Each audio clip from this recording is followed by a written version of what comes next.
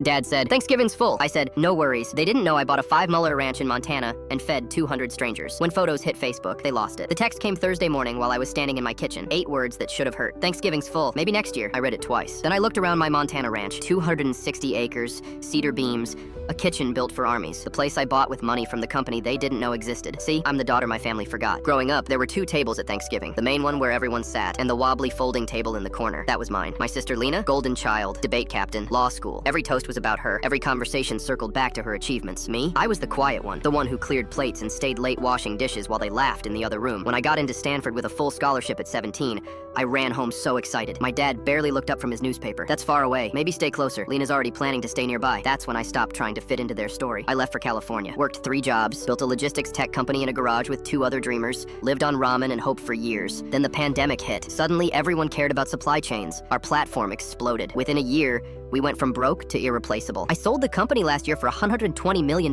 Never told them. Why would I? They never asked what I was doing. Just sent holiday cards addressed to Lena and family. So this morning, when Dad said Thanksgiving was full, I didn't argue. I texted back, "No worries," because while they were setting their table for 12, I was preparing for 200. I'd spent the week coordinating with local shelters, the VA hospital, truck stops, churches. Anyone who had nowhere to go got an invitation, no questions asked. By 5 p.m., they started arriving. An old vet in a worn jacket, a young mom with a toddler, nurses still in scrubs, truckers with road-weary eyes. We'd set up one long, continuous table. No head, no foot, no kid's corner. Just one endless surface where everyone sat equal. The food kept coming. 8 turkeys, 60 pounds of mashed potatoes, 40 pumpkin pies. The smell of rosemary and butter filled every room. Around 7 p.m., Frank, the veteran, stood up. His voice cracked. "This is my first Thanksgiving with people in 10 years. Since my wife died, I've eaten frozen dinners alone." The whole room went silent. Then someone started clapping. It spread like wildfire. Within seconds, 200 people were on their feet, applauding this man who'd felt invisible for a decade. That's when someone pulled out their phone. They filmed the tables glowing under string lights, the laughter, the kids coloring by the fire, the banner that read, "Everyone has a seat here." They posted it to Facebook, tagged the local church, the sheriff's office. By midnight, it was everywhere. Local news picked it up. "Montana woman opens ranch to feed 200 strangers on Thanksgiving." The photos went viral. Thousands of shares.